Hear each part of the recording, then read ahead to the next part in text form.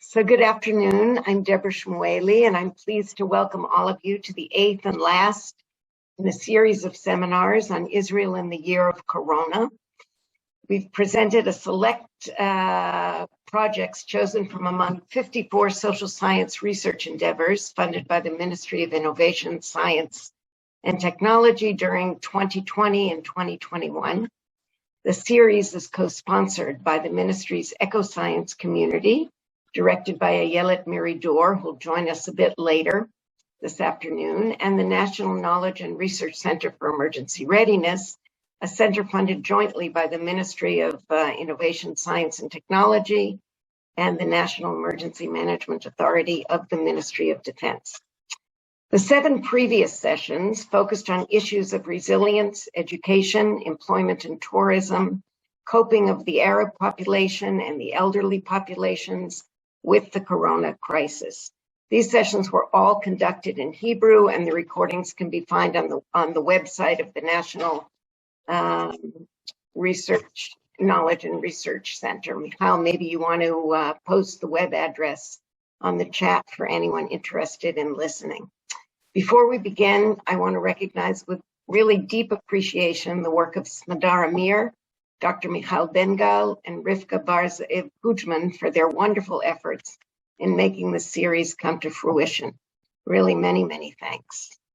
The main idea of the series is to make this research accessible to practitioners who promote action and make decisions, and interested stakeholders. So in central government, local government, civil society organizations, the general public. Another aim is to promote dialogue between academia and practitioners on particularly relevant issues.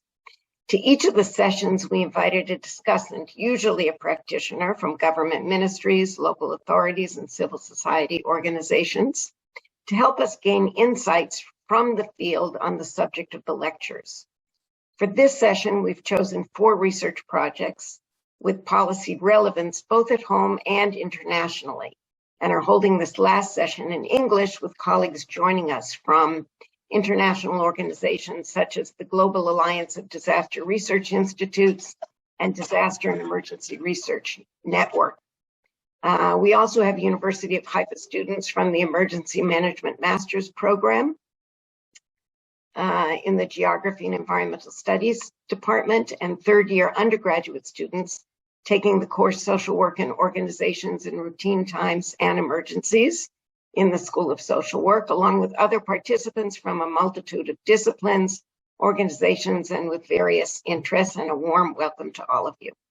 Our discussant today is Dr. Alex Altshuler, a close friend and colleague who has a particularly broad understanding of both emergency research and practice. Dr. Altshuler is a senior lecturer at the School of Social Work at the University of Haifa. He's a scholar and civil servant in the areas of crisis leadership and emergency management, focusing on psychosocial, organizational, strategic, and international aspects of emergency preparedness and disaster risk reduction, among other topics. Dr. Altshuler also currently serves as the director of the Social Science and Humanities at Israel's Ministry of Innovation, Science, and Technology, and was the founding chair of the Scientific Steering Committee of our center, the National Knowledge and Research Center for Emergency Readiness. Alex serves as the national expert and a member of the UN Science and Technology Advisory Group in Disaster Risk Reduction, and is a member of the International Science Council, UNDRR Expert Review Group for the development of a new global disaster risk reduction research agenda towards 2030 and beyond. In addition to being the discussant, Alex will facilitate the remainder of this session as I will be presenting one of the research projects. So Alex, you can take over. Thank you so much, Deborah. Thank you so much for all your wonderful efforts. So a very warm welcome to the distinguished audience, presenters, and dear students. And we have the privilege to hear a diverse mosaic of presentations. First presentation will be delivered by Professor Salzberger from the Faculty of Law at the University of Haifa. and we are honored to have him. He will receive later today an important award by the government of Germany. Thank you very much, Eli, for joining us, and we are looking forward to learn from your insights and analysis. Thank you very much, Alex. I hope that you see the presentation screened.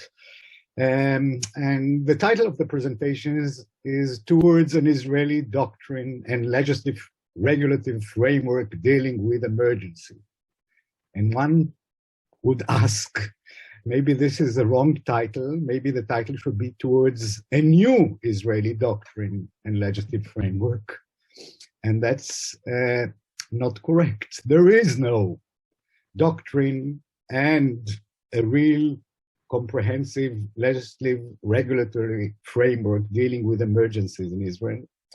And whether we are towards a new one is a big question. You know, there is a political constellation now that might enable a real reform in this topic, but there is no certainty that this reform will be materialized. So I want to talk today about the two major failures that are related to emergency issues in Israel, which are, I think, significant failures and maybe even surprising, because Israel faced emergency situation through its history, many of those. One failure is the framework, the constitutional. I, as a lawyer, is very concerned about this failure, the constitutional legal emergency framework, and I will say a few words about it. But the second failure is the actual institutional structure of dealing with emergencies, which is backed by a regulatory and legislative framework. And I will focus on this major failure. I want to note that this research was conducted with Dr. Robert Neufeld and supported by the Emergency Center, with the participation also of Professor Shlomo Mizrahi from the School of Political Science at the University of Haifa. So let me start by talking about the constitutional framework. And when one looks on the books, Israel has a fairly progressive and liberal emergency constitution. It is the parliament that has the power to declare emergency, as a lesson from the Weimar collapse. And this is only for a period of 1 year, and only if the parliament cannot convene in order to declare emergency does the government has this power. And declaration of emergency means basically two things. One is that some legislation come into effect, like administrative detention. Administrative detention are not legal in Israel unless there is a state of emergency, but also laws that conduct some supervision of prices of products in times of emergency. But the main effect of declaration of emergency is granting a legislative power to the government to issue emergency regulation. And this is a very exceptional situation in a liberal democracy where the government legislates rather than the parliament. This legislation, as you can see on the screen, is only valid for 3 months until it is legislated properly by parliament or not legislated. And this legislation cannot be retroactive punishment, cannot violate human dignity, and they are subject to judicial review. So the law on the books is very, very progressive, and it's very similar to many, many liberal democracies who have an emergency constitution.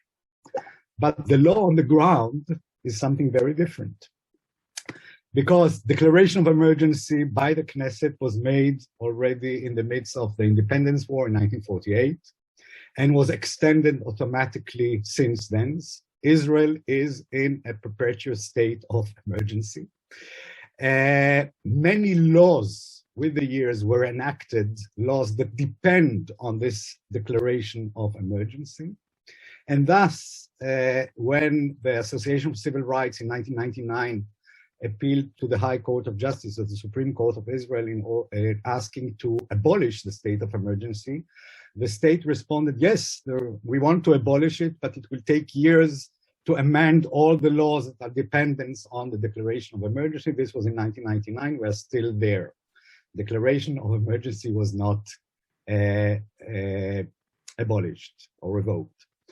The High Court, with the years, struck down some emergency regulation as on the ground that they are not connected to a real emergency. This was in 1990. And since then, for 20 or 25 years, there was no use by the government usage of emergency regulation until the corona erupted. And when the corona erupted, the main tool in the beginning was emergency regulation. As from March 2019, we are governed by emergency regulation. Two more interesting facts that are connected to this failure of the emergency constitution is that because we are in perpetual state of emergency, there was a need to create another kind of emergency. This was done in 2002 when the police order was amended, and a new creation of civil emergency event was created where the internal security minister is empowered to declare such emergency.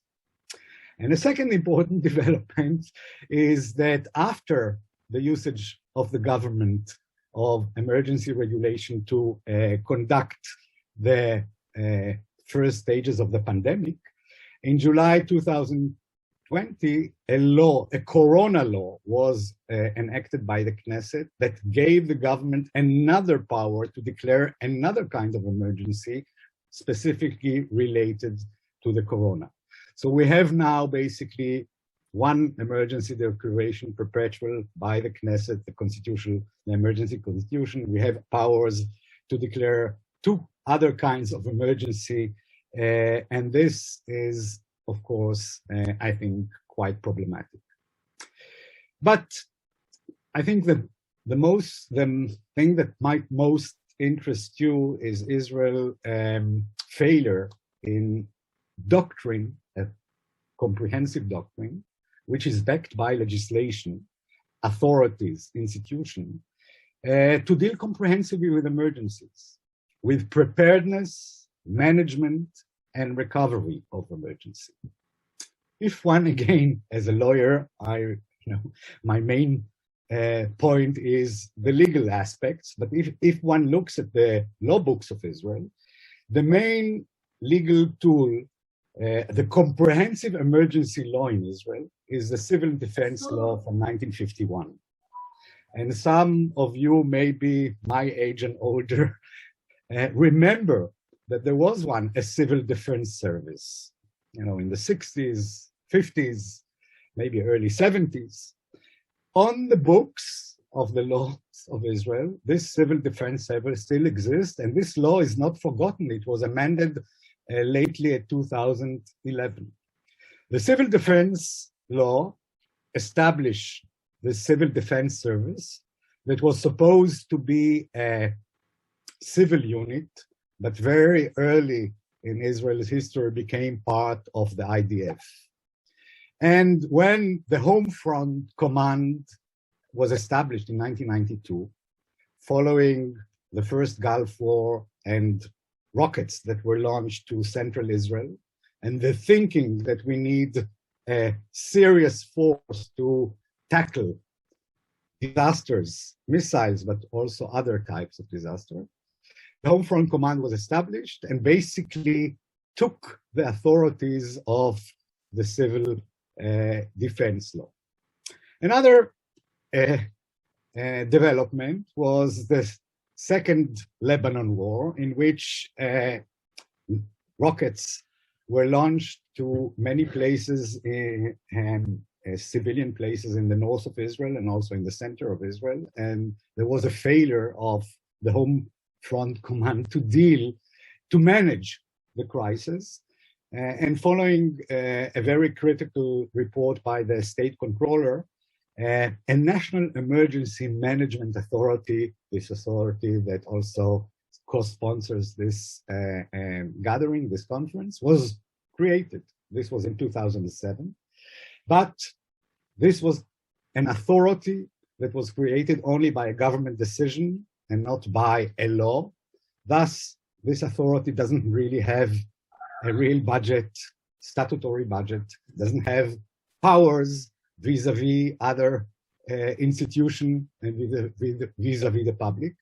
And this authority, MENA, was in the focus of a lot of struggles, political struggles between the Ministry of Defense, when it was first anchored, and then Special Ministry for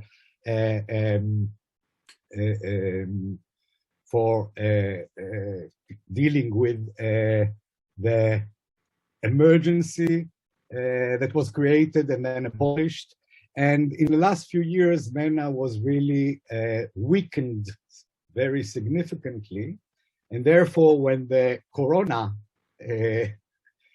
crisis erupted, nobody thought about the National Emergency Management Authority to be the body that will coordinate the management of the crisis. The management of the crisis, the coordination of the management of the crisis was entrusted in the National Security Council, which becomes a quite powerful body. This body is created by law, but according to the law, it is advisory body to the government in national security and foreign affairs matter, and not a body that is supposed to prepare, manage, and recover from emergencies.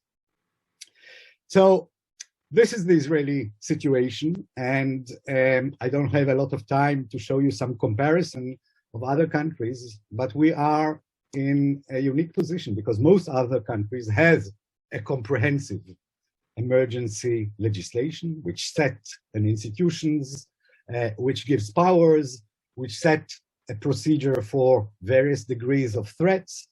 And one example that we studied and we actually recommend it as a model for Israel is the New Zealand law, the Civil Defense Emergency Management Act from 2002, which, again, I will not be able to get into details, but has a very interesting three-tier structure of emergency institutions, which cover all stages of emergency treatment, from preparedness and risk mitigation, through management of crisis, to recovery. In New Zealand, for example, you have, in addition to a state of emergency, also a declaration of a state of recovery, which gives less authorities, powers to the authorities, but still more than during normal times.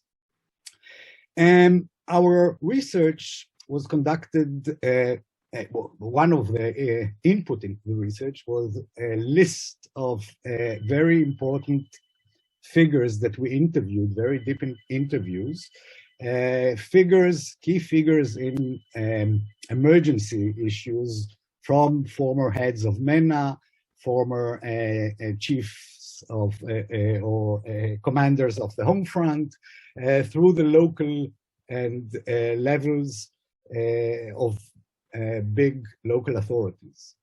And we summed up all the failures, the particular failures, that these interviewees identified in the interviews. And as you can see, this is a very comprehensive list of actual failures that, as we say, are the result of a lack of a doctrine, a real doctrine, strategy, how to deal with emergencies, that is anchored by legislation and institutions. And therefore, and I will end with this, our recommendations are to enact such a comprehensive emergency law, which will establish a three-tier emergency preparedness, management, and recovery system on the national level, and a new national emergency authority, which will be anchored not in the Ministry of Defense, but in the Prime Minister office, because it has to coordinate with all the other ministries. perhaps with a minister or a sub-minister for emergency issues. But institutions will also be established on a district level and on the local authorities level. And we know from the corona crisis and from other crises that local authorities are the actual cornerstone of the action on the ground. The failure in the Lebanon War was because the Home Front Command didn't coordinate with the local authorities. So we suggest that in the local authorities, there will be also a council of emergency. And on the three level, we are talking both on civil servants and an experts council, the composition of which will be determined by law. We also recommend a new threats level system, like the color system that will replace the perpetual emergency situation that we are already from the establishment of the state. Thank you very much. Thank you very much, Eli. Am I correct that you have a time to take perhaps one or two questions? Yes, sure. Okay, so we have here Shmueli Yerushalmi that wants to ask question. So Shmuel, please go ahead. Okay, I want to ask you a question. If according to Israeli law of emergency, according to Israeli emergency law, Israeli government can to declare on a civil emergency event. I want to ask you, why until today Israeli government not declaring on COVID-19 pandemic as a civil emergency event? Very maybe this can to improve fighting and face the pandemic in Israel. If I understood your question, you talk about the declaration of emergency. And as I said, there is a declaration of emergency in force from the establishment of the state. By the way, 100 countries around the world, more than 100 countries, declared emergency with the corona eruption. Most of them already abolished the emergency because they managed to enact laws how to live with the corona. We enacted such a law. This was the corona law. By the way, it's a temporary law, but this law enables the government to declare an emergency on the background of corona, which gives the government extra powers to regulate our life.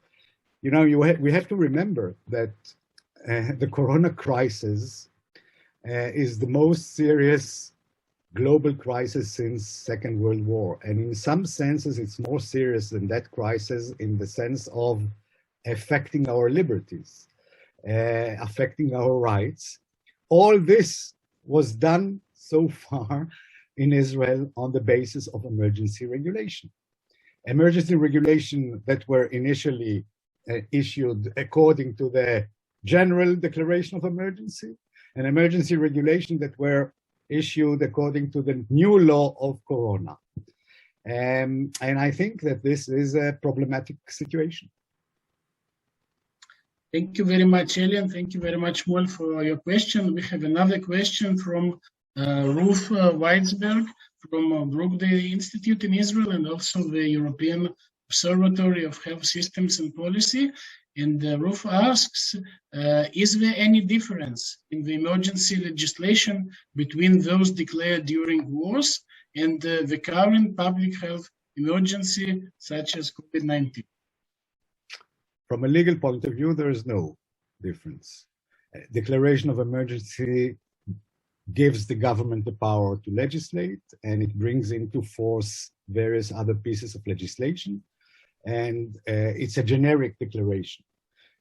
So under declaration of emergency, basically the government can do almost everything. It's subject to judicial review. And this is very important. And the Supreme Court, as I said, intervened in emergency regulation. But the example that I mentioned and didn't elaborate in the talk about, in 1990, there was usage of emergency regulation in order to incorporate the new immigrants from the former Soviet Union. And there was emergency regulation changing the planning procedures in order to enable very fast construction.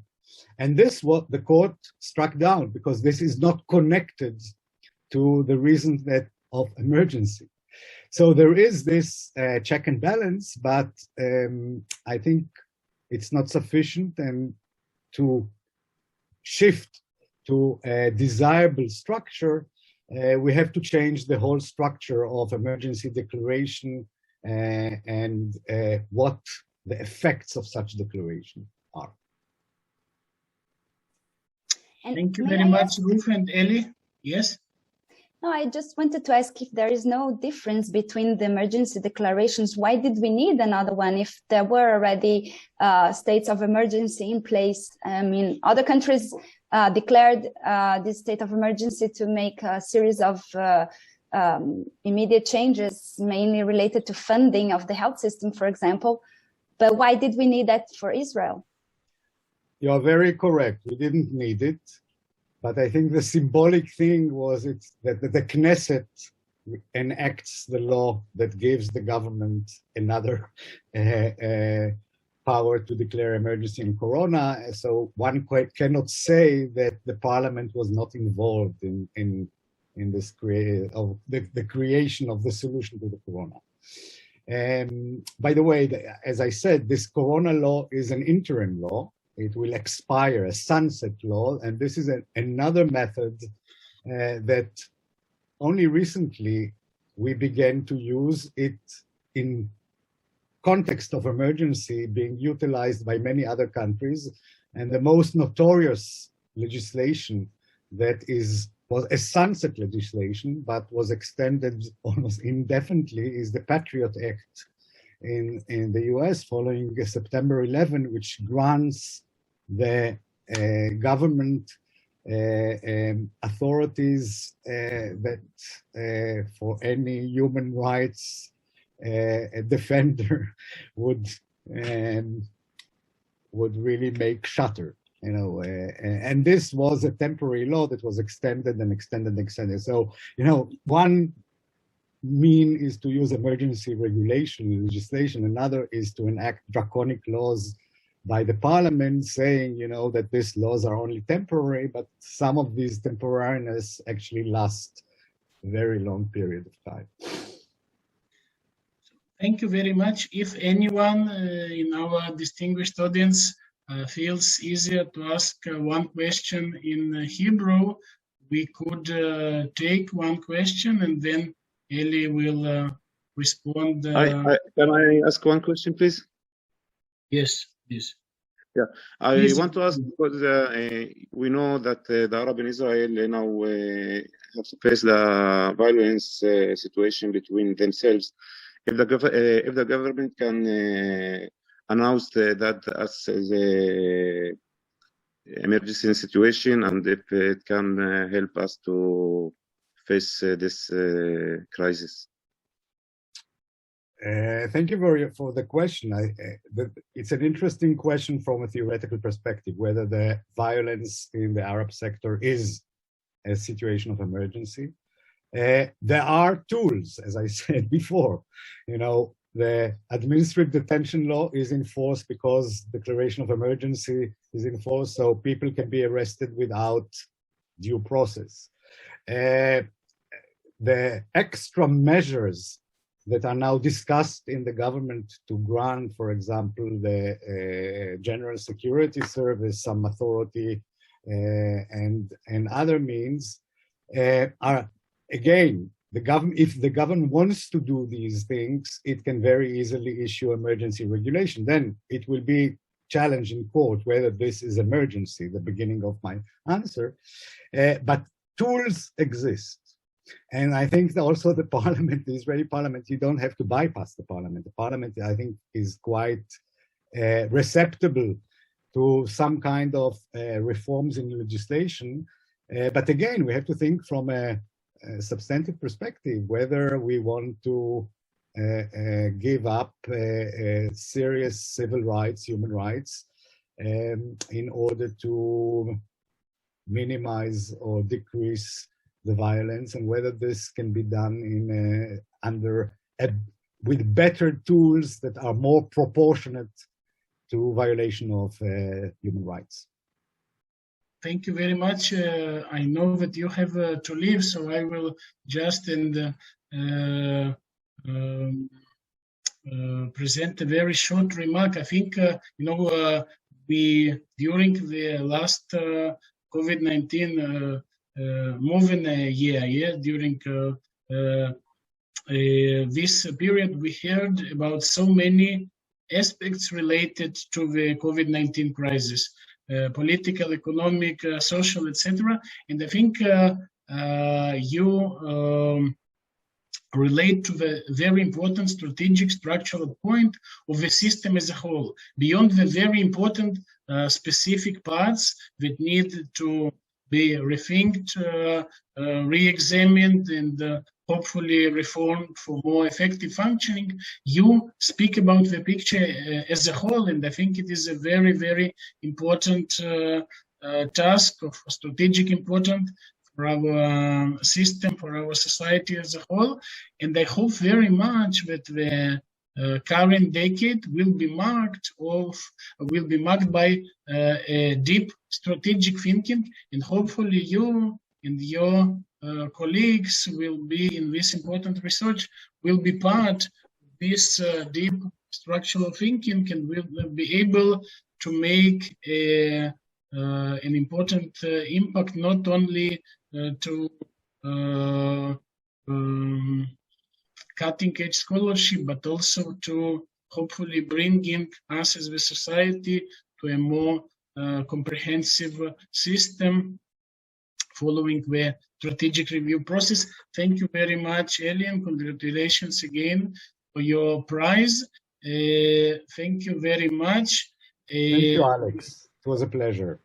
We will now go to, we will come back to Professor Deborah Shmueli, who is the head of the center and has so many other important heads. And Deborah will present research, and then we will hear from Professor Eran Feitelson and Dr. Yair Grinberger. And at the end, we will have a time for more reactions and hopefully a lively discussion. So now we will hear in a row 3 important presentations, and then we'll be back again to hopefully lively discussion. So Deborah, please, the floor is yours. Thank you, Alex, and thank you, Eli. So this next research project, which we called Learning from Others' Disasters, is a collaborative effort among friends and colleagues. Eran Feitelson from the Hebrew University, Penina Plaut from the Technion, Eli Salzberger, Alex Altshuler, Smadar Amir, and Michal Ben-Gal, all from the University of Haifa. So basically, the best means to mitigate the effects of disasters is to prepare for them in advance. So that's a rather banal thought. Yet as large-scale disasters are high impact but relatively infrequent events, the ability to mitigate the effects of disasters is largely a function of the extent to which lessons are learned from the limited prior experience. These types of events were coined as gray rhinos by Michelle Wooker in her 2016 book, The Gray Rhino: How to Recognize and Act on the Obvious Dangers We Ignore. This has supplanted the black swan as a metaphor. So we asked ourselves, how do political entities or polities learn? The first way is either from previous episodes of the same disaster type, still within the memory of current generations, or from a more distant occurrence, which remains ripe. Alternatively, from the experience of other polities with regard to the same type of disaster. Or a third way is from transferring lessons learned from successful experience coping with other types of disasters to the disaster at hand. This last category of cross-hazard learning is the basis of the often touted all hazards approach. So in this research, we asked to what extent these three types of learning have occurred with regard to COVID-19. That is, to what extent learning occurred as a result of past experience with pandemics, and whether countries without pandemic experience learn from the experience of others, or from their own experience with other types of emergencies. We focus on a specific type of policy learning, that of governance learning, and approach it from a comparative perspective. We loosely define governance learning as reflexive updating of beliefs on the basis of evidence, experience, and new information regarding governance structures. Surprisingly, while disaster management studies often tout policy learning due to the infrequency of events, they have only recently begun looking at such learning from a comparative perspective. We first focus on the responses to COVID-19 of 4 East Asian polities that were previously directly affected by SARS or MERS: South Korea, Taiwan, Singapore, and Hong Kong. We then compare the experience of these polities with the response of Israel, which was not affected by SARS or MERS, but has faced other major emergencies and thus could potentially learn from its own experience with other emergencies or from the experience of others with regard to pandemics before the onset of COVID-19. All 5 are relatively small, densely populated, unitary polities with open, advanced economies. All 5 have complex relations with neighbors and limited monitored points of entry. They can thus cordon themselves off relatively easily. As small polities, they're typified by dense yet heterogeneous policy networks and thus are presumably more amenable to learn and implement changes than larger polities with more levels of government. By comparing the responses and preparedness of these East Asian polities to SARS and/or MERS with the responses to COVID-19, we assess the extent to which they learned from pandemic experience. The comparison of their responses to COVID-19 to those of Israel serves to examine the extent to which preparedness in East Asia differed from that of similar polities who could only learn from others' experience prior to the onset of COVID-19 or from their own experience in managing crises in other fields. We limit our analysis to the first wave of COVID-19, as with each subsequent wave, each polity could derive lessons from its own experience during the first wave, thereby rendering the questions of cross-polity and cross-hazard learning to secondary importance and limiting our ability to assess their implications. All 4 East Asian polities responded well in the first months of COVID-19, performing better than other countries in terms of both medical and economic results. Despite this shared success, some of the lessons each gleaned differ as a function of their particular experience during SARS or MERS. We identified both the differences and similarities in the governance adaptations made. To analyze cross-hazard and cross-country learning, we compare the effectiveness of the governance structures in these polities at the onset of the first wave of COVID to that of Israel, as well as the immediate responses. So Israel had not experienced a recent pandemic, but had 3 major emergency situations since the turn of the century in 2006, 2008 to 2009, and 2014. Large parts of the country were subject to widespread rocket attacks, which led to a realignment of emergency readiness institutions. Israel has good relations with all the East Asian polities and thus was in the position to learn from both the East Asian handling of COVID and from its own experience in emergency management.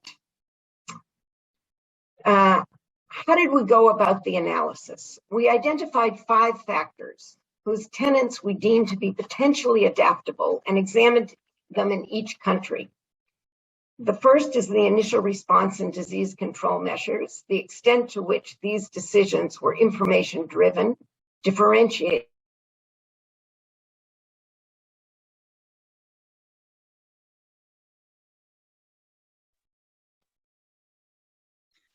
Deborah, we can't hear you. You are muted.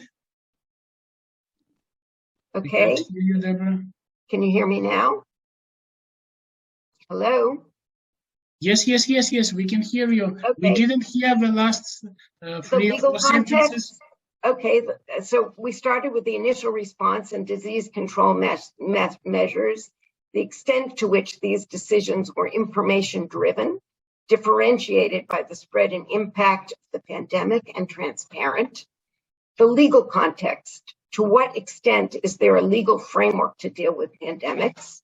The governance structure and networks, the extent to which a statutory coordinating body with decision-making authority exists, and whether civil society and local jurisdictions are integrated in an effective response network. Information and communication, the extent to which consistent, reliable information is communicated to the public and by whom. And economic response, what were the measures taken in the case of economic slowdown or lockdown?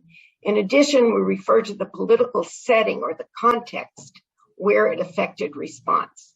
So in the 15 minutes allotted for this presentation, I don't have time to go into the methodology or the specific cases, but I've summarized the findings in the following tables. It's stuck. Okay, whoops. Okay, so the findings that seem superior and thus can serve as a basis for lessons to be learned and adapted by other similar states are highlighted in gray in all of the tables. The relative success of the Asian polities can be analyzed in comparison with Israel. All polities responded quickly, including Israel, but in Israel, health predominated at the expense of other considerations. Decision-making was information-driven in Taiwan, South Korea, and Singapore. In Hong Kong, only on the local level, and in Israel, not at all.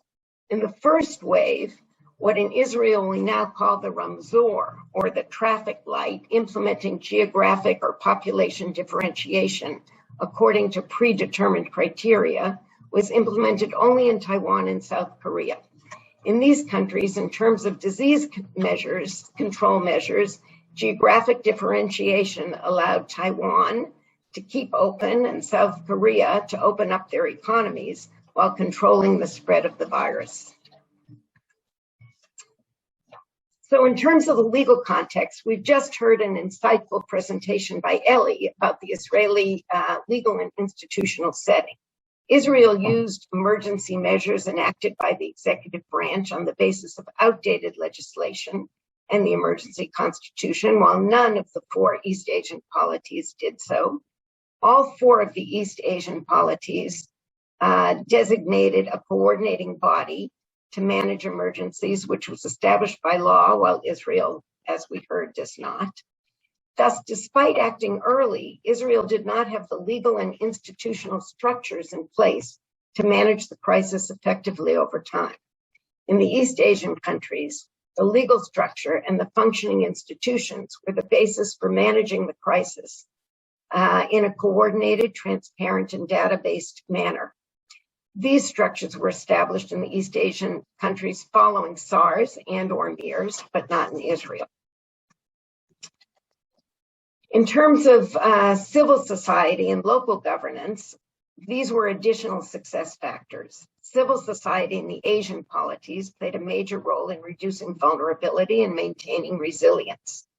Following lessons from SARS or MERS, civil society actions were coordinated in the government in Taiwan, with the government in Taiwan and South Korea, while in Singapore they were mobilized by the government. So in addition to developing, strengthening governance structures, the Asian polities used the time between SARS, MERS, and COVID-19 to develop digital technologies for emergency phone alerts and contact tracing. South Korea has been praised for quickly developing effective tools, although with some significant defects. Issues of privacy have been raised in Singapore as well. Despite its high-tech prowess, Israel found itself without the necessary epidemiological database systems for tracking technology. So for the latter, it reverted to using the General Secret Service, a step that was critiqued and further decreased trust in government.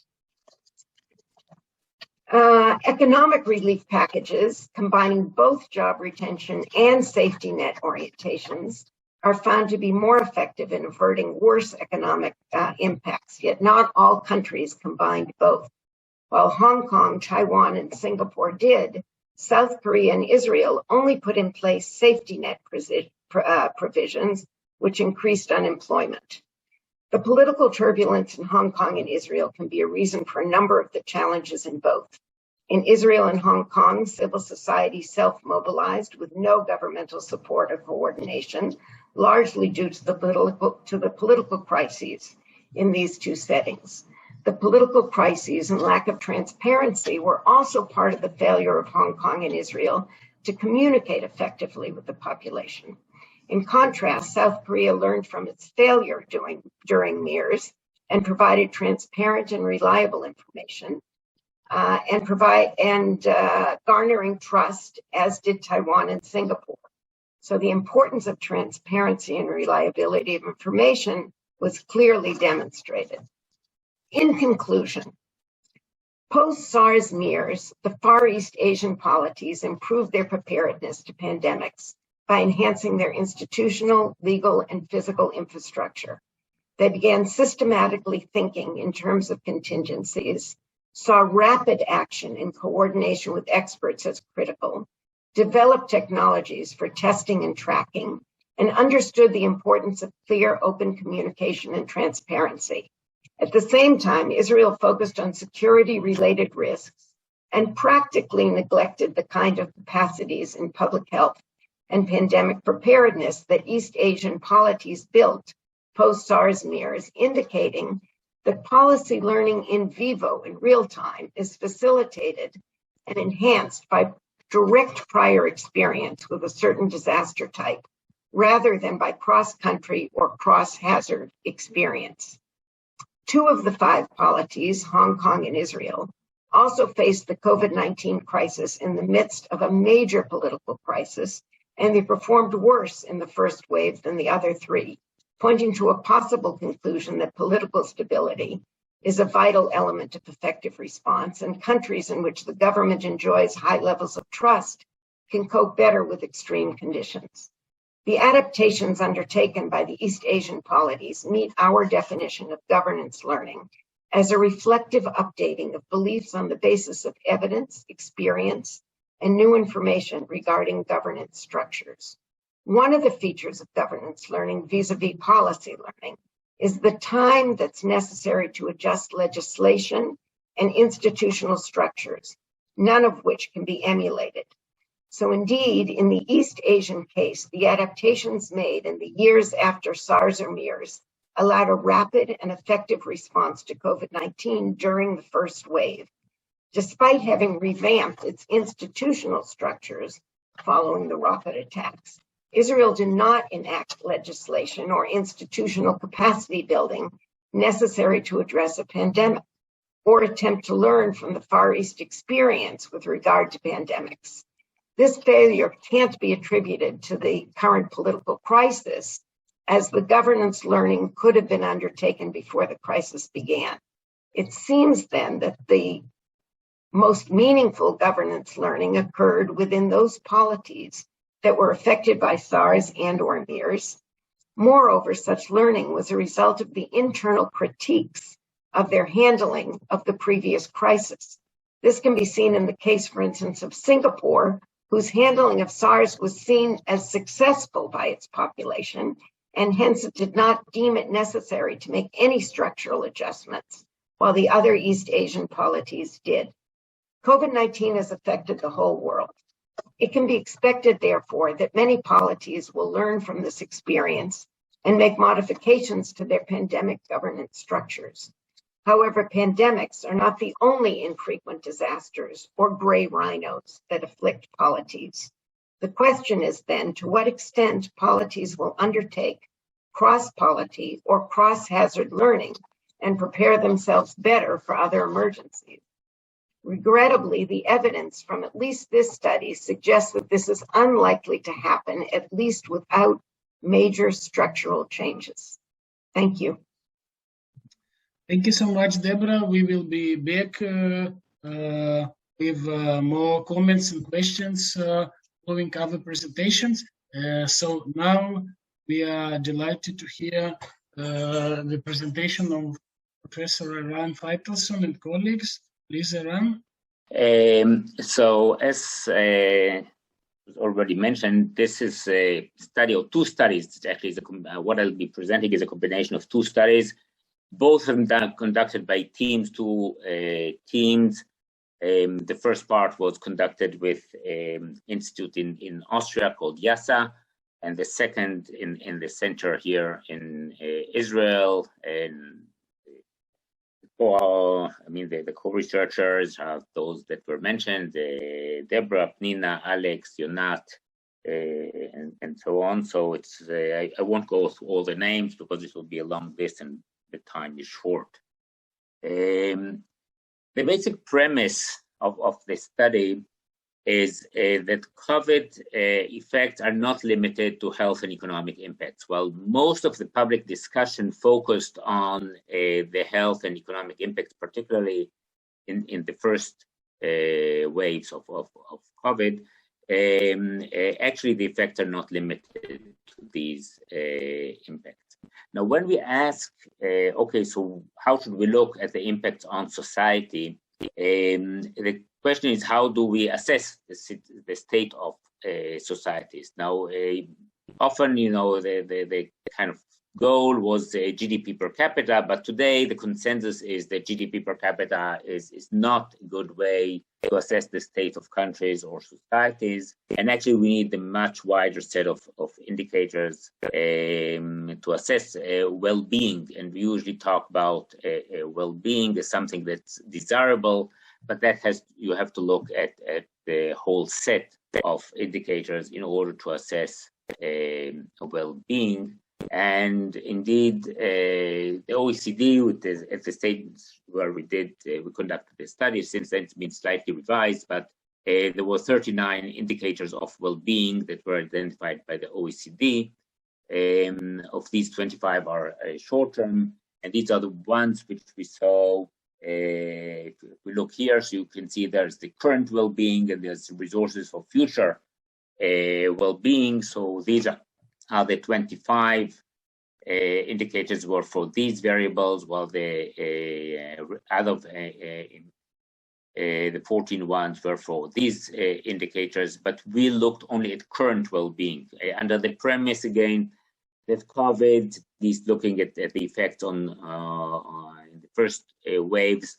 Its primary effects are the current well-being, and rather than the long-term implications, which is something that we perhaps should start studying now, but at that time we looked at the current well-being. And so we were looking at those 25 indicators as a starting point. And the point is that COVID has impacts on well-being, and the question is, of course, how do we assess the implications of COVID on a whole set of such indicators? So our starting point was a map of variables. We took a systems approach, and you will see it in a moment. But we took a systems approach whereby we began with a map of all the variables that affect the OECD well-being indicators. There was already a map of that. However, we modified it. We modified it both because we added indicators which we viewed as important, and we modified it to better reflect the Israeli context. And then what we did, we analyzed how COVID affects the well-being indicators using these systems, and to that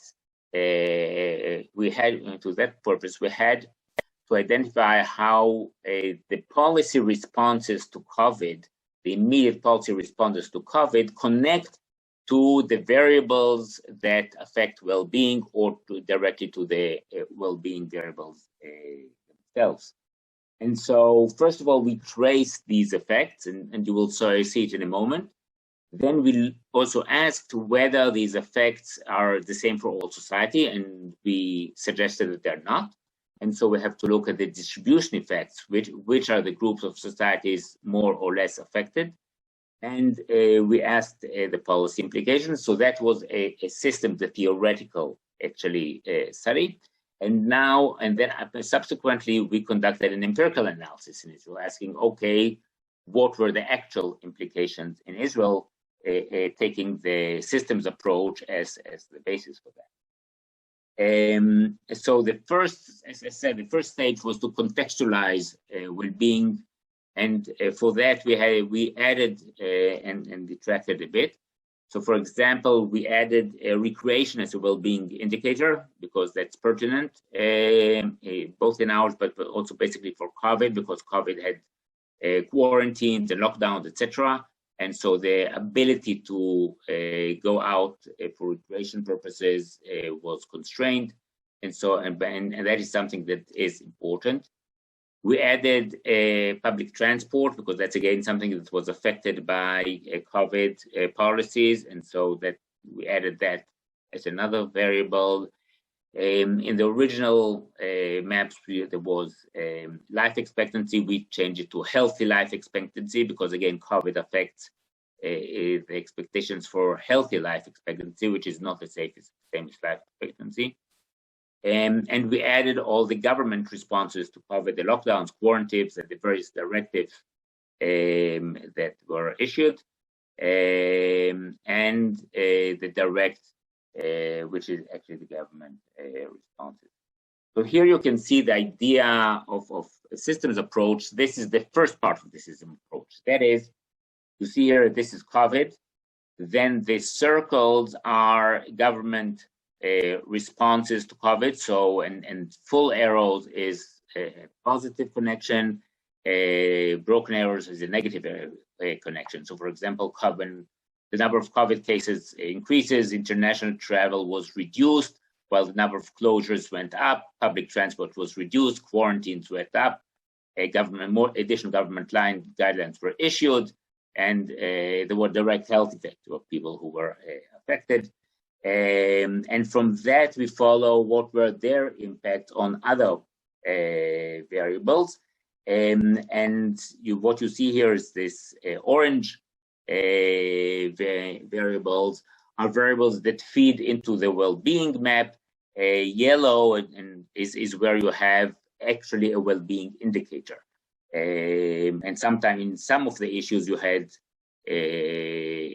direct implications for well-being implications, like on recreations or on labor market insecurity.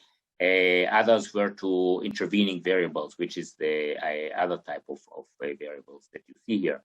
So in essence, this is the first stage of the analysis. That is how COVID and the policy responses to COVID affect various variables, and these variables we connect to the wider map.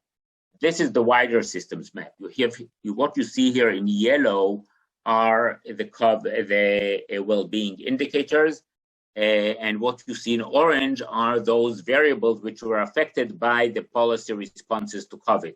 That is the orange ones that you see here are the same ones as here. So that's the connection between the two maps, two systems map, and in this way we can trace what were the effects of COVID on the well-being indicators.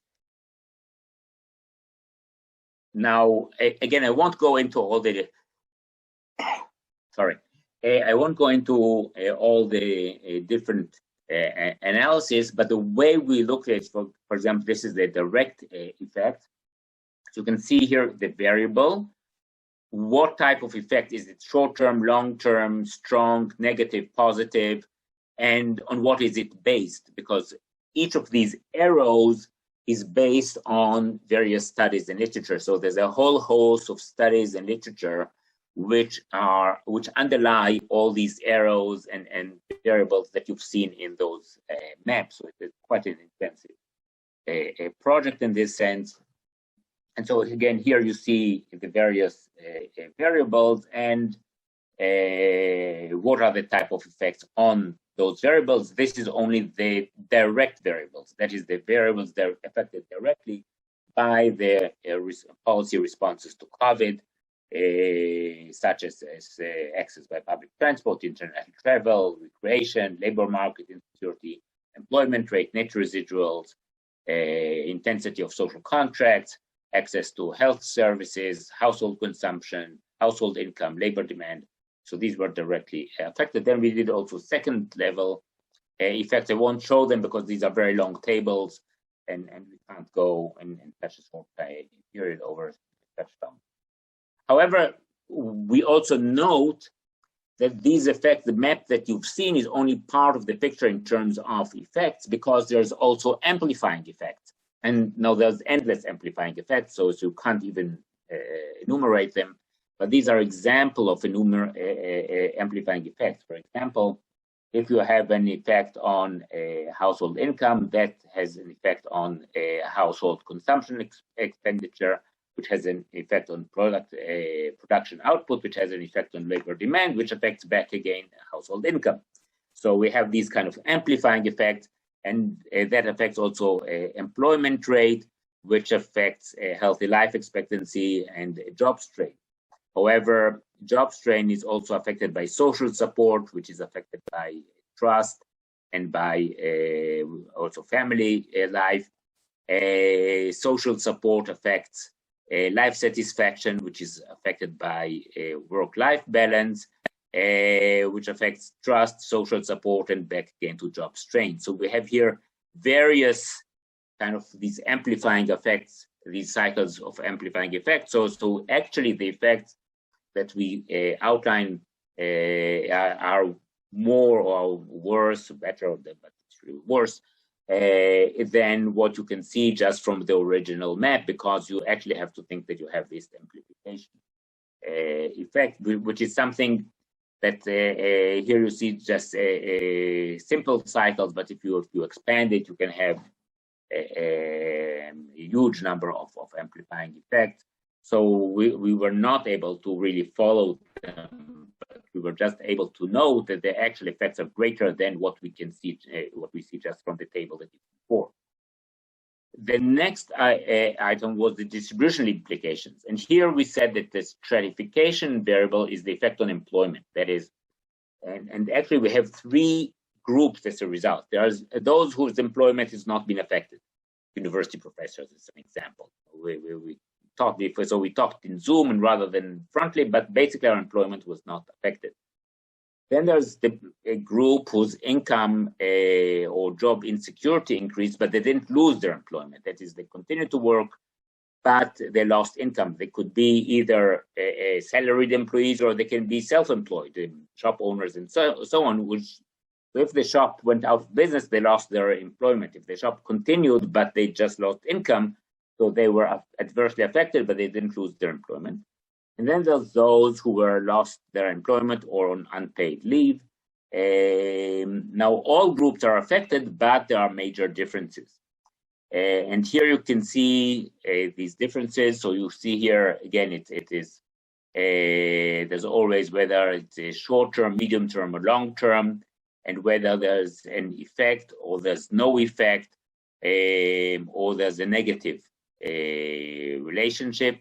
So you see the first group, the first whose income was unaffected, is not affected at all. It's also the recreation opportunities, social support, engagement, and intensity of social contracts, and healthy life expectancy were adversely affected. But other variables such as skills availability, income, employment, education attainment, etc., were not affected. It's interesting to look at work-life balance, and you see all these kind of little stars, because work-life balance, also for those affected, was a function of largely whether you have small children at home. That is, if you have small children at home, there were effects which did affect work-life balance, even if you didn't lose your employment or were not adversely affected economically. This is, again, the second group is the ones who were adversely affected in terms of income, but not in terms of loss of employment. And the third group is the group that was adversely affected because of job loss. And what you see, of course, is that the extent of negative effects, these minuses, is much greater, of course, for those who's lost jobs than for than the other groups. So we do have these kind of differentials. Now, this stratification is not the same as the usual stratification, but there's the correlations between these distribution effects and socioeconomic status, etc. It's not a one-to-one. You can have high-income groups who lost their jobs over unpaid leave. Think of airline pilots as an example. And you have low-income groups who did not lose their employment and continued to work throughout. Think about cashiers in supermarkets, for one.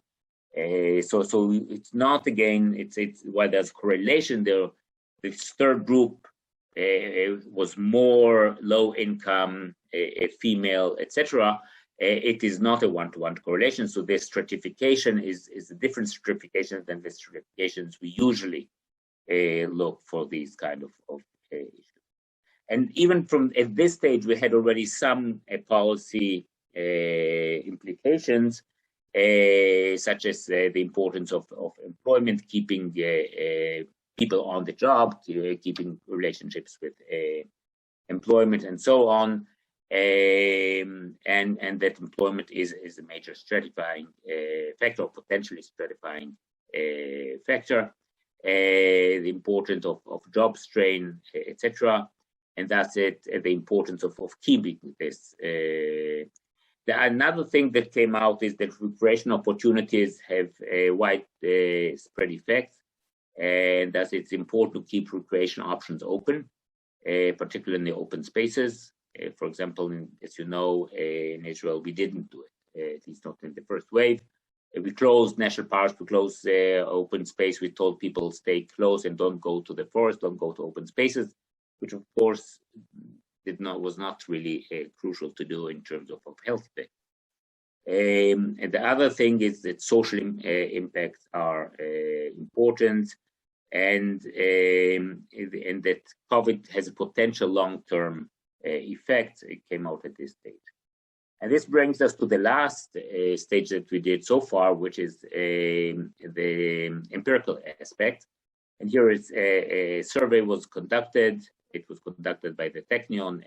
In Cloud led this part. And there were 1,026 respondents, a stratified sample. Again, won't go into all the details. And the topics that were stratified, that were surveyed, were the well-being indicators before and after the onset of COVID, questions regarding the variables affecting them, and the degree to which the respondents themselves were affected, because that's a distributional aspect. We also looked at trust in different bodies, though that is left for a different analysis. This was not analyzed so far. So I will not talk about that, because that is something that will be analyzed separately. Here you can see the results. Essentially, this is a structural equation analysis of the effect. And of course, we will not go into the details here. But what we do see here is the importance of social ties and recreation, effects on recreation, that these are had important implications. And that's these are the issues which received less kind of attention in the public sphere, but were actually very important. While the most of the discussion was on the economic and employment effects, the effects on social ties it was of great importance. So this kind of in a sentence, I will say what is interesting from all these numbers. This is something that comes out from this analysis.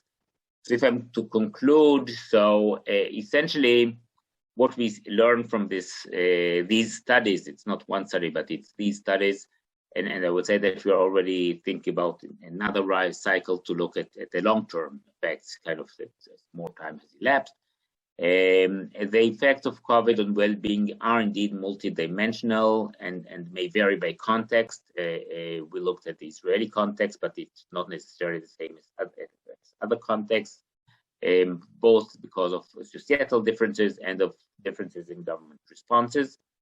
We see here the benefit of using a systems approach, because this is not something that you can analyze just by the usual regression analysis for these kind of issues.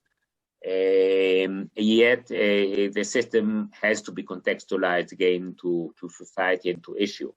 In this case, also the basic well-being system had to be contextualized to the COVID situation and to the Israeli situation. We see that impacts vary by population group, and yet the population groups are not necessarily according to the usual stratification variables. So you have to also contextualize the distribution analysis to the issue at hand. As I mentioned, in Israel, the social effects seem to be worse than the economic ones, and were less addressed. And as I mentioned, these are based on the second wave period data, which was when everything was short term. Now another year has elapsed, and we need to look now and see what extent we can see now the long-term effect. So this is kind of in the nutshell, two quite large studies. So thank you. Thank you very much, Eran. And now we will go to the fourth important presentation this afternoon. So please, Dr. Yair Grinberger from the Hebrew University. Yeah, so what I was saying that I'm going to present a collaboration between myself, Amir, Kahal, and Danny Felsenstein. We're all from the Department of Geography at the Hebrew University of Jerusalem. And what we're doing in this study is developing an agent-based simulation which simulates how COVID spreads through cities and how different policies affect the patterns of contagion. And main motivation is that while we have vaccines today, which is the pharmaceutical part of interventions, non-pharmaceuticals one, and what we call NPIs, like lockdowns and the Tav Yarok that we have here in Israel, remain relevant because not everybody gets vaccinated, and the effectiveness of the vaccination drops over time. So we're still going to live with some kind of measures with us, and depending whether we're going to have a fifth wave or not, they may be more extensive or not. But the issue with when we want to choose which NPI, which non-pharmaceutical intervention to employ, we have a few issues. First of all, the outputs are dependent on very complex social spatial interactions. So we say to people, you can go into gyms now. Does it mean that they stay at home or do they go to other places? So it's very hard to predict what would happen. And besides that, when we want to use a specific NPI, we only have data about that. And we don't know whether it's better than any of the alternatives we considered.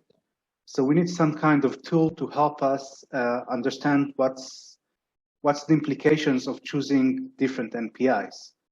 And that's called for some kind of simulation or model.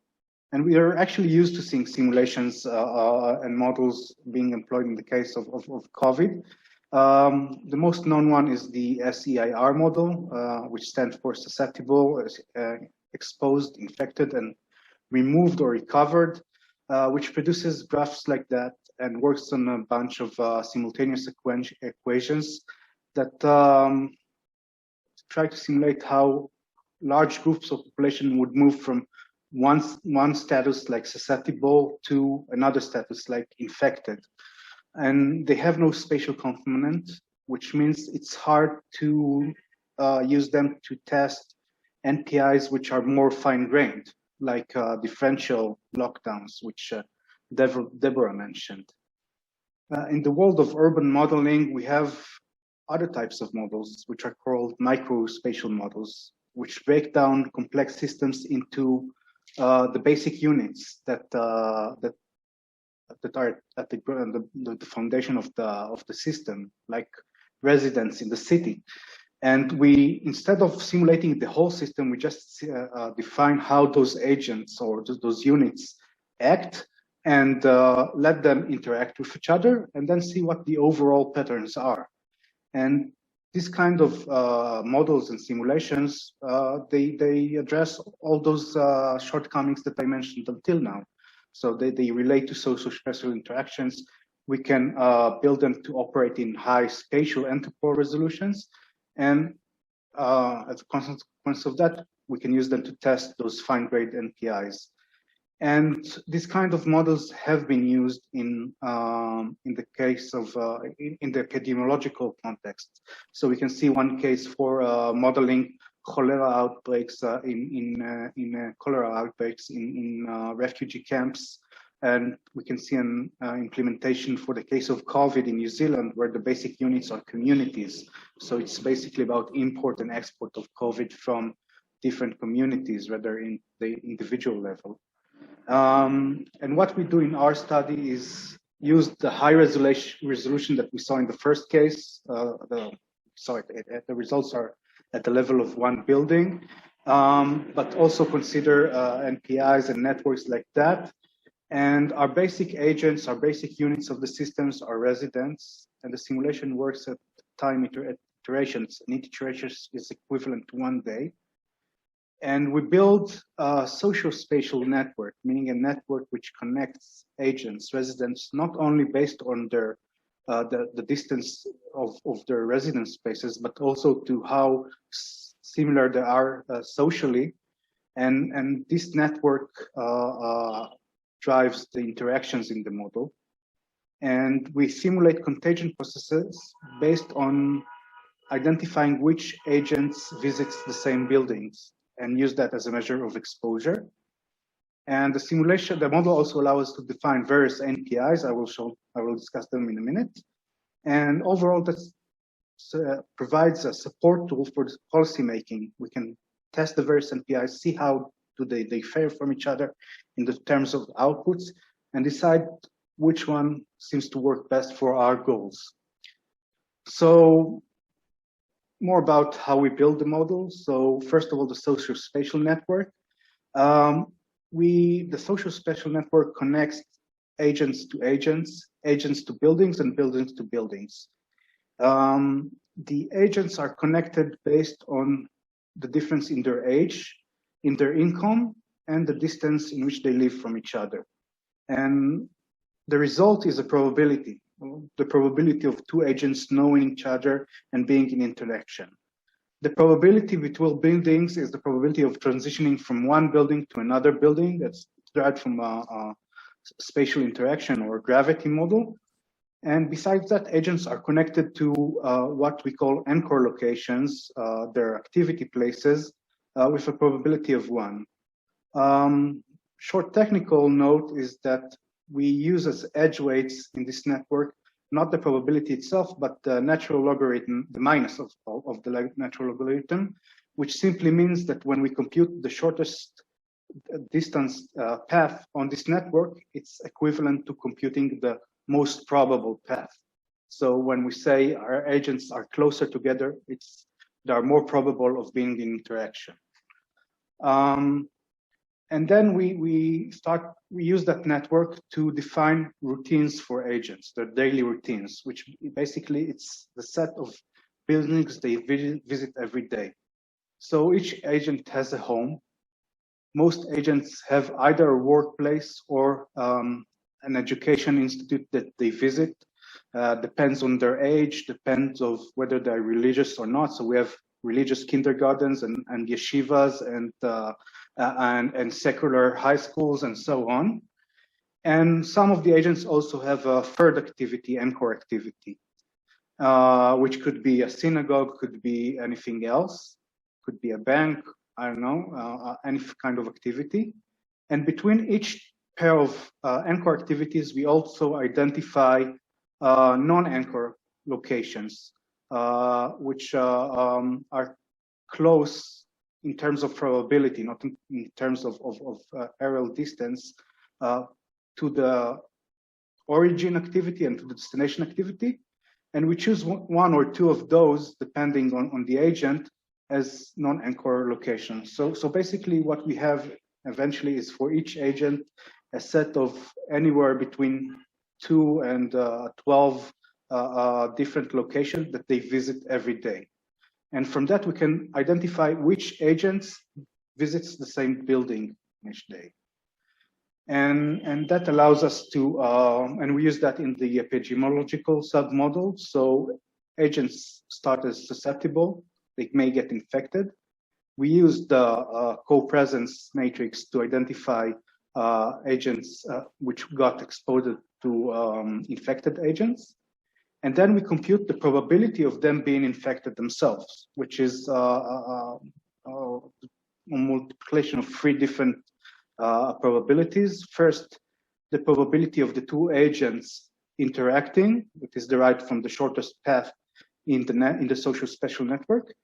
The risk of the susceptible agent of becoming infected, which is contingent on its age. So older agents are more susceptible to being infected.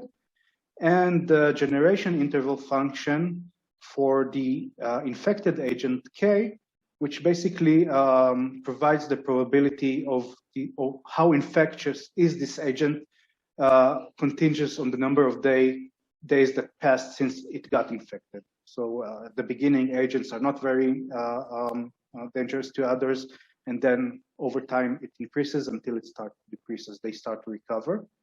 Once an agent gets infected, it's still not being diagnosed. So it still roams the world and it infects other agents for 7 days. During those 7 days, it may actually die. There's a chance for mortality, which is contingent on age, and may get hospitalized, probably before dying, which also it's a probability contingent on age.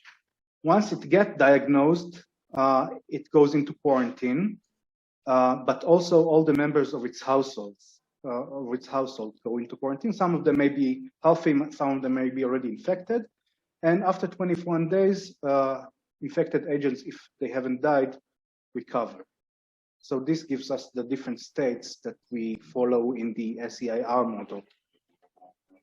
And then we have the NPIs, which basically simulate lockdowns in which all non-residential buildings close. And they activated based on the R coefficient value, which is in Israel, Makadem Adbaka, the main measure we use to follow the contagion patterns. And we calculate based on the number of diagnosed agents. And since it takes 7 days until an agent gets diagnosed, it means that it always lags. So the NPIs are always lagging behind the actual state. And we can calculate it for various scales. We can calculate it for the entire study area. We can calculate it for an individual neighborhood. We can even calculate it for one building at a time. So which NPIs do we consider? First of all, there's the baseline with no lockdown, no NPIs being enforced. Full lockdown is when R suppresses the value of 1, all non-residential buildings close. There's a more relaxed kind of lockdown, which we call gradual lockdown, where R is more than 1. We randomly choose half of the non-residential buildings and close them down. And then if R suppresses 2, all the non-residential buildings close. And finally, we have the differential lockdown, where we compute the R at the level of the statistical area or the neighborhood. And a neighborhood where its R value is greater than 1, all the residential buildings, non-residential buildings close. But in the other neighborhoods and statistical areas, they remain open. And when those buildings close, they are removed of the agent's routine, so agents visit less buildings in that case. And we implement all this to case study of the city center of Jerusalem. So we have the Machne Yehuda market here, and the city center, and the central base bus station is somewhere over here. We use a realistic representation of the population, and we start a simulation with 20 out of the 20,000 agents in the simulation as infected. And the simulation continues until there are no more infected agents. And each of the scenarios, the different NPIs, we simulate 30 times. So basically the results I'm going to show are all averages over 30 simulations for each scenario. So first of all, those macro measures we are all used to seeing. The x-axis is number of days since the beginning of the simulation, and the y is the various measures, the R value, the number of recovered, mortality, and so on. And what we can see overall is that, no surprise, full lockdown is the most efficient. It brings to the lowest number of infected and the lowest number of dead. And we can see that in terms of total infected, the gradual and the differential lockdowns are quite similar, and they are efficient enough to be considered as a good policy. But when we consider the number of daily infections or number of active infected agents each time, we see that the peak for the gradual lockdown is a bit lagged than the differential one. So it means that possibly hospitals have more time or the health system has more time to organize itself towards the peak, which may be meaningful. And also in the terms of the number of dead, we also see that the gradual lockdown is more effective than the differential one, and that it's almost as effective as the full lockdown scenario. I'm going to skip over that because I think I'm almost out of time. But I'll say that when we look at contagion chains, and what we see here is basically the contagion chains, we see also this difference in which stage of the contagion chain we see the largest amount of agents. Again, we see this difference between the gradual and differential lockdown. But other than that, the results seem to be quite the same. We can also look at the results at the level of one building, and the color here is the number of infected agents living in each building, and the height is the percentage of infected out of all residents in each building. And we can see that in the no lockdown scenario, it spreads all over the city within 20 days, or not city, the study area. While in the lockdown scenario, we see still quite a lot of infections after 40 days, but we can see how the peak is delayed, and we can see a certain cluster around here in the southwest of the study area. And finally, we can have a look at the neighborhood level, the statistical neighborhood level, the statistical area level. And what we see here is the network in which each node, each point is a statistical area. The size of the node is the number of cases in which a resident of that area infected a resident of another area. And the color are the cases where the infections were internal to the statistical area. And the width of the lines is the number of cases where a resident of the origin area infected the resident of the destination area. And what we can see if we look at the no lockdown scenario, that we have two communities, the area starting with 8.3 and the area starting with 8.5. And the connections between them are pretty low. We can also see a couple of ties in each community which drive the infection, which are kind of super spreading ties. And we can identify the area that produces the most or exported the most infections. So we can talk about super spreading zones instead of super spreading individuals or events. And we can have a more refined idea about how to manage lockdowns. And surprisingly, this kind of structure did not change much across the various simulations, especially surprising for the differential lockdown scenario. When we look at the two communities that identify, we can see that they are placed across from the Jaffa Street. So we have like a spatial barrier for interaction that affects contagions very much and is kind of robust to NPIs. So if to conclude, we have this model, it produces results in high resolution. We can see the results or the patterns across various scales from individual buildings through neighborhoods up to the entire study areas, and it provides us, we can now look at different NPIs and assess them and see that full lockdown may be the most efficient, but we know it's not really feasible, especially when you try to replicate it for several times. And we can see what are the differences between gradual and differential lockdowns, which may be important at times. We can identify super spreader zones and see that when differential lockdowns are applied based on the residence, the place of residence of residents, it's not very effective, or at least does not reshape the network. And finally, we're continuing on with the work, and like, first of all, we're trying to scale up the model for the entire area of Jerusalem, so more than 1 million agents, which means using cloud computing resources. Eran talked about thinking about long-term effects. We're doing that as well. We have another model, which is an long-term urban dynamics model, and we are now working on integrating that with the epidemiological model. And we're also thinking, or already not thinking, moving towards implementation of a machine learning component, which would use data to think about how agents, or learn how agents react to the different scenarios, and then estimate which policies are the most optimal. Thank you. Thank you very much, Yair, and thank you very much to all the distinguished presenters. We heard 4 presentations today, various approaches, various research questions, various research methods.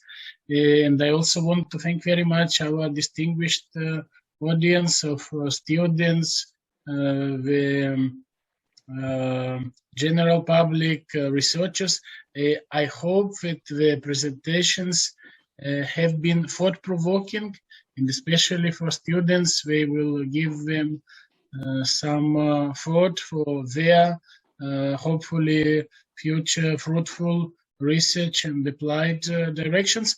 With your permission, I will keep my few words to the end of the session, and I would like to pass the floor to our audience to allow people to ask questions. There were a couple of questions in the chat before Deborah's talk about the difference between the populations in Israel and the Far East. Yes, a difference in cultures and approaches. Yes. Would you like to respond? What was the question? The difference in the culture of the populations? I mean, very different. It wasn't. We didn't go into that in terms of the research. I mean, you would think that in terms of responses, remember, we're only looking at the first wave. And actually, the populations during the first wave were all very, listened to the directions of the government. So in that sense, we didn't see, we didn't see these huge cultural variants, in that everybody was obedient. We saw big differences in terms of the policies that were implemented, but in terms of the populations themselves, if we're just looking at and even in terms of there was another question about civil society, which might have been to me privately, I'm not sure. What we saw was activity of civil society in all of the countries. The differences were that in the Asian countries, the lessons that had been learned from SARS and MERS made a good coordination between civil society and the governments, and that made for greater effectiveness. But there was civil society activity every place. So, Deborah, there also was a question from Ruth Salzberger. How did you define and measure success of a certain response? Qualitatively. We define, it depends on which, each measure was, well, that's actually not true. Each measure was defined differently. The first, if we're looking at the factors, so the disease control measures were, we took the health measures that were publicly available from all of the for all of the countries from the global databases. The legal context, we had a previous study which Ellie was involved in, where we had comparative legal systems, and that was qualitative, and the same thing with government structure and networks. In terms of information and communication, we looked specifically at the mechanisms that were used. And the economic responses, we looked at globally published data. So it was a mixture. Deborah, may I ask a question, please? Sure. Who is it? Rotem. Hi, Rotem. Hi. Just to provide us context for the graduate students who have just begun the year, do these, your findings, do they become policy papers? What is the next step, basically, for us to kind of look forward to? So, first of all, they do become policy papers. They also, we also try to publish them in academic journals. But we also, for instance, with a good example is the legal recommendations. And here we're trying to develop a process. Basically, when you hand decision makers recommendations, you're bound to get a lot of conflicting responses.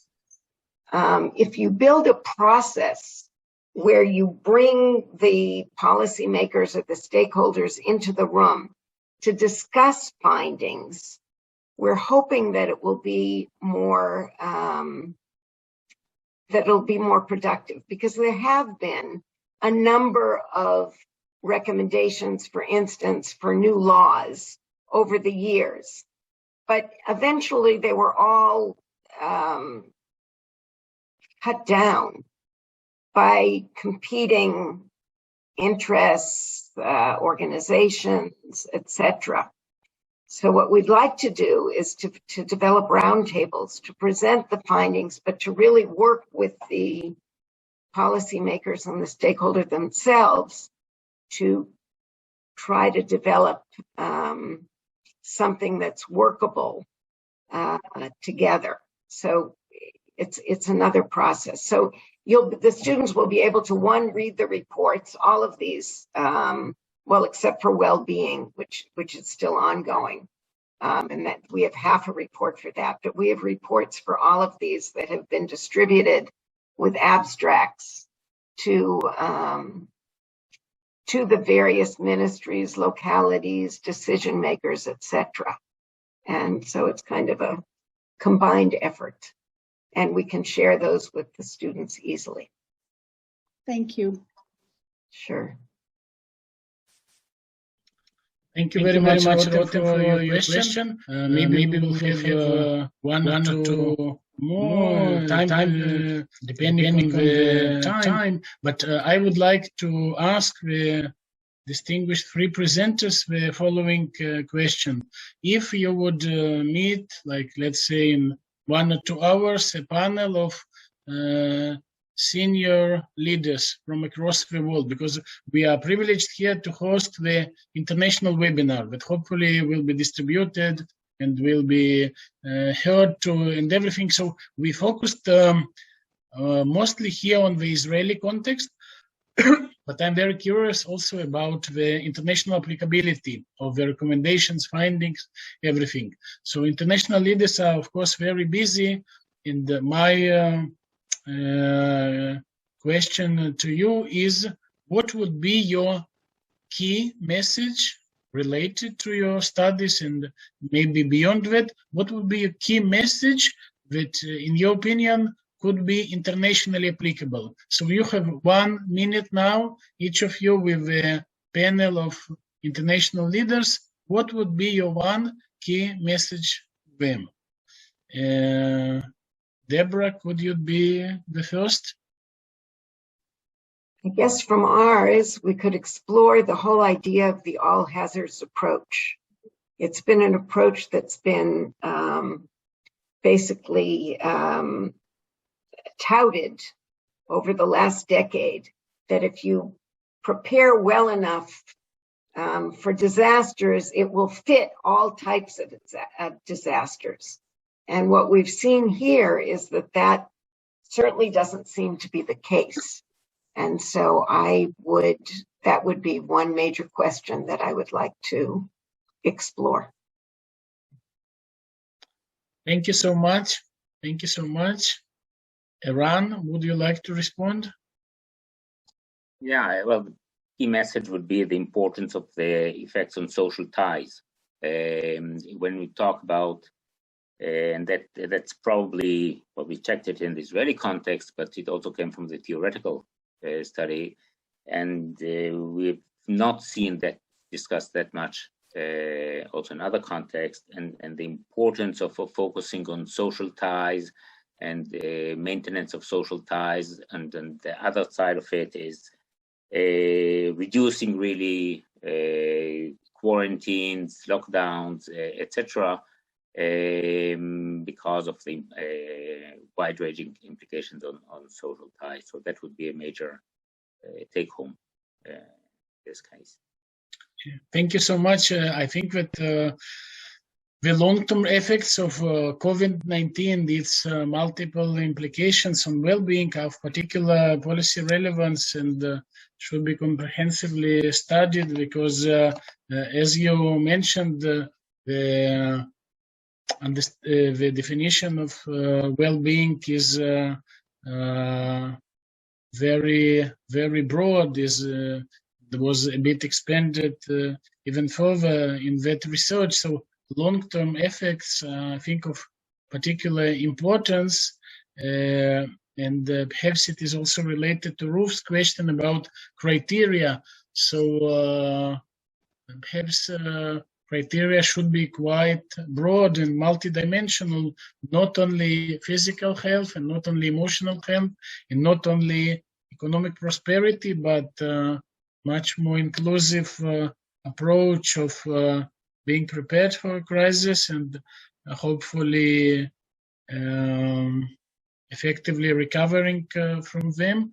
Thank you so much, Eran. Yair, would you like? Yes. I'll just say maybe one point about this, because I think it's coming down in the public discussion, for example, the implications on education system.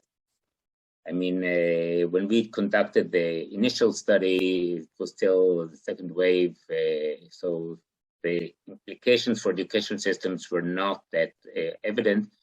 But what happened, will follow the kids who were not in first grade and were not who missed the crucial years. It's not every year, but that's some crucial years in the education system.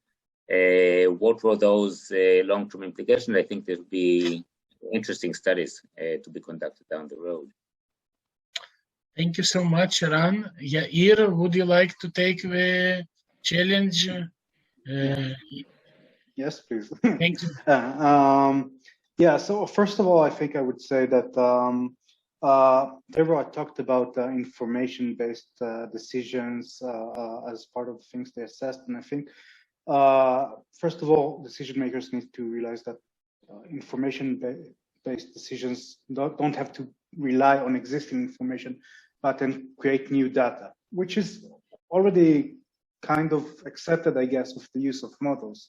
But what I would expand on that and would say that they need to consider whether their models fit with the kind of measures they consider, and whether they can give them the answers, whether they answer the questions that they want to ask. And if not, make sure that they do get the right models and seek out new developments if needed. Thank you very much, Yair. Since I guess most of our audience is more from the social sciences discipline, so you mentioned agent-based modeling, and you created, you showed us a very solid data, but no, for many students and scholars in social sciences, they have certain, let's say, fears, hesitations, maybe inadequate training in those sophisticated methods, and maybe also some concerns about, the too strong conclusions that would be based on these mathematically solid methods. So what is your secret recipe? How could students, scholars effectively use those sophisticated methods, but at the same time acknowledging their limitations? Well, I think that's a very good question, and part of our research also considers how do we communicate the results, and how do we communicate the actual framework. So apart from releasing it as an open source code, which is again available for the more technical oriented people, we're thinking about developing kind of interfaces where you can play around with it and even gamify it. But for people coming from the social sciences or don't have the computational capabilities for the reach out, because there's people working on that, and I'm in geography, so I'm part social sciences, I guess, even if I'm in geoinformatics. But I think there's much room for collaboration here, and there are many approaches for participatory development of agent-based models, which are open to getting feedback during the process from people from other fields. Yeah, and regarding the outputs and how certain they are, in other words, and how reliable they are, I think I'm very cautious about using my own tools as predictive tools. Claiming that what the computer says would be exactly what would happen, I think that's cannot be the case in most cases. But the idea is to get intuitions, and I think maybe that would be another recommendation for decision makers, that don't focus on the final output. Don't focus on whether there would be 5,000 infected or 4,500. Get general patterns and try to see, first of all, if they make sense in your eyes, and try to follow them rather to fix on a very specific number. And when you work with such models, you always have to try to understand the basic assumptions and see if you agree with them or they need to be changed. It's always open discussion. Thank you so much, Yair. I think, your approach, your detailed answer further stresses the importance of humility. We don't have ultimate answers for wicked problems, but we should try, and as you mentioned, to involve wide circles of stakeholders, policymakers, general audience, and those who maybe are not go so friendly with figures, numbers, also could be of contribution to ideas, so there is a room for many in trying to calibrate the relevant answers to the constantly changing and reality with so high levels of uncertainty. And you didn't use the word humanistic, but I think you really spoke extensively about humanistic approach to doing science and interpreting science, and it is also very important. So I think we are very close to the final moments of this important gathering, and we could take one more question. Alex, I'll just make one comment, if I may. Yes. Thank you so much, Danny. Yes. Or perhaps, in fact, two comments. One is obviously these tools. Again, you've broadened the conversation to one of the use of these kinds of computational tools in social sciences. I think the first point is that these things are here to stay, not just in social sciences, but even digital humanities. It's not a passing fad; it's here. And therefore, like a message to students would be, open your eyes, try and look around, see what's available, because I'm not saying this is the total future, but this is part of the future. So that's just a general observation. A more specific observation relating to the model that Yair presented just now is that it's, as he said, it's important to have humility. The fact that a model predicts something, and I don't really like that word prediction, but the fact that the model gives some kind of output doesn't mean that that is holy or that has to be immediately adopted. But I think what's important to know is that these kind of models give us a whole range of thinking tools and a whole range of scenario tests, and allow us to think way beyond what we're able to think at present, and to try and imagine certain futures, and then just try and test how plausible they are. And so these tools are not predictive tools. They're not. They work on probabilities, but that's just in order to generate results. They're more aids for allowing us to try and analyze what's going to be in the future, try and understand which way the future is going. And as such, they're, I would say, essential parts of the decision makers toolbox, because who needs to know about the way the future is going if not decision makers? So that's perhaps a take-home message for decision makers and policy implementation people, that rule of thumb is good up to a point, but beyond that, you need to also have some kind of systematic thinking tools that allow you to decide about allocating resources or priorities and so on. Thank you. Thank you so much, Danny, for your brilliant comments.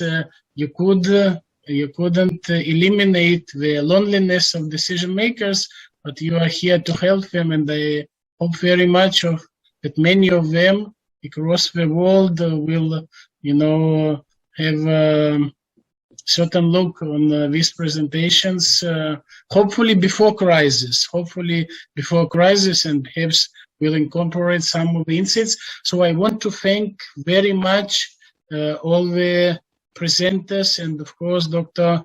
Michal Ben-Gal and Ayelet Meridor and Smadar Amir and the whole distinguished team for making the whole series of insightful webinars. And of course, this particular webinar, I would like to wish all of you health, success, full of some maybe more humility, and hopefully fruitful collaboration and humanistic achievements. Thank you so much.